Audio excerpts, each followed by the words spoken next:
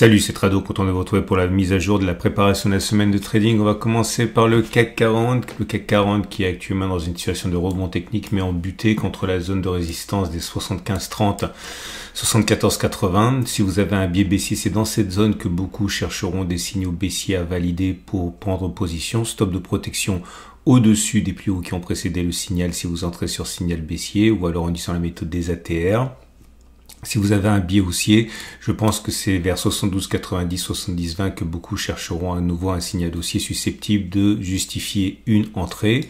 Les bougies Aiki-Nashi du moment montrent que c'est très indécis. Vous voyez, c'était des petites bougies méchotes, mais je base pas de conviction pour l'instant sur le CAC 40.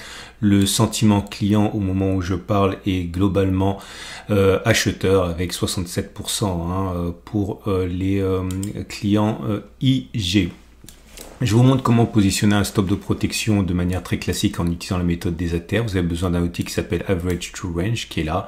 Actuellement, l'ATR est à 35. Alors, en imaginant que vous ayez un signal qui, c'est un exemple, c'est donné à titre purement pédagogique, un signal qui se déclenche à 72,00 ou que vous ayez envie d'entrer à 72,00 pour une raison qui est la vôtre, et bien dans ce cas, si vous utilisez un stop de protection à 2 ATR, vous prenez 72,00, donc la calculatrice, si vous n'êtes pas bon en calcul mental comme moi, et 72,00, vous allez enlever la valeur de 2 ATR, donc 72,00 moins on a dit que c'était à 35, donc ça fait moins 70, 35 plus 35, ça fait 71,30.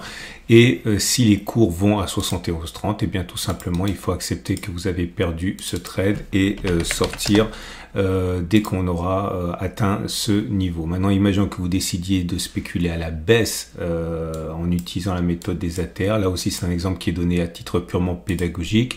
Imaginons que vous vouliez rentrer à 75,30, soit parce que vous avez un signal, soit parce que vous considérez que la zone est, enfin 75,00, on va dire, voilà. Donc si vous décidez d'utiliser deux ATR, eh bien vous allez ajouter 35 et 35 à 75,00, donc ça fait 75,70. C'est-à-dire que si les cours arrivent à 75,70 ici, eh bien il faut accepter de sortir de votre trade en prenant votre perte. Maintenant, vous pouvez prendre 2 ATR, 1 ATR, 3 ATR, ça dépend de la marge de manœuvre que vous voulez laisser à votre trade pour être validé. On va passer à l'Allemagne 40. L'Allemagne 40 qui est dans une situation un petit peu plus confortable en ce sens qu'il n'y a pas de résistance au-dessus de nous aussi proche. La précédente résistance, elle était là, mais elle a été passée. La prochaine résistance est à 18,940, 18,890. Si vous avez un biais baissier, c'est dans cette zone qu'il faut savoir que beaucoup chercheront un trade baissier sur signal ou simplement sur zone. Stop de protection au-dessus des plus hauts qui ont précédé le signal ou au-dessus en utilisant la méthode des ATR.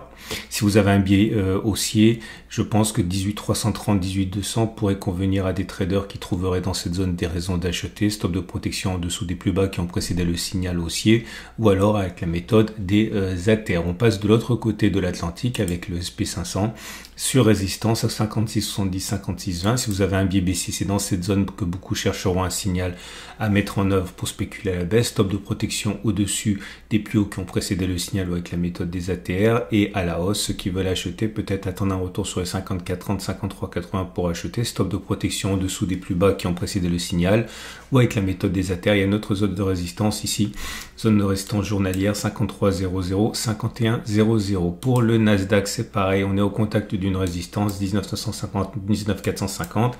Dans cette zone, certains trouveront des signaux baissiers à exploiter. Stop de protection au-dessus des plus hauts qui ont précédé le signal ou avec la méthode des ATR. Ceux qui veulent acheter vont sans doute attendre un retour sur 18,500, 18,300 ou 18,270, 17,240 qui est un autre support journalier.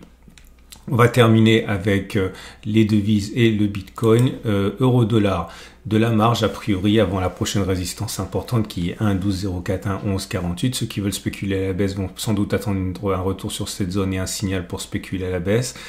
Ou alors simplement sur la zone, c'est autorisé. Stop de protection au-dessus des plus hauts qui ont précédé le signal avec la méthode des ATR. Et la zone d'achat la plus proche, il me semble que c'est 1,1017, 1,0948 pour trouver des signaux. Stop de protection en dessous des plus bas qui ont précédé le signal ou alors avec la méthode des ATR. On termine avec Bitcoin. Bitcoin qui est sur une zone de support au moment où je parle 58, 155, 600. Si vous avez une conviction haussière et un signal haussier, vous pouvez éventuellement rentrer sur cette zone. Stop de protection en dessous des plus bas qui ont précédé le signal, voire juste avec la méthode des ATR. Autre zone de support 55, 100, 49, 400. Ceux qui veulent spéculer à la baisse ont plusieurs possibilités. Il y a des résistances un petit peu partout, mais la résistance la plus solide me semble être 73, 700, 68, 900. Ceux qui veulent spéculer à la baisse vont peut-être attendre que l'on revienne sur cette zone pour spéculer à la baisse, mais je le répète, il y a d'autres zones de support, de résistance, mais elles me semblent un petit peu plus fragiles, mais elles sont bien visibles, hein. C'en est terminé de ce format de la préparation de la semaine de trading. Je vous rappelle que lorsque je parle d'un signal haussier ou baissier, je parle notamment des signaux sur chandelier japonais, sur indicateur technique. Vous avez des signaux quasiment tous les jours dans la vidéo IG du CAC 40. Vous pouvez tenter de voir si cela correspond à vos besoins. Et je vous rappelle également que dans l'onglet communauté de ma chaîne YouTube, eh bien vous avez des alertes lorsque je vois que nous sommes sur une zone de support ou de résistance. Pensez à faire un tour du côté de l'onglet communauté de la chaîne YouTube. Et peut-être que ce sera le moment de bénéficier d'une zone de support ou d'une zone de résistance si on y est et que je l'ai vu. Excellente journée, excellente semaine. Je rappelle que ce format est mis à jour tous les lundis, donc pensez à vous abonner pour ne pas louper les mises à jour.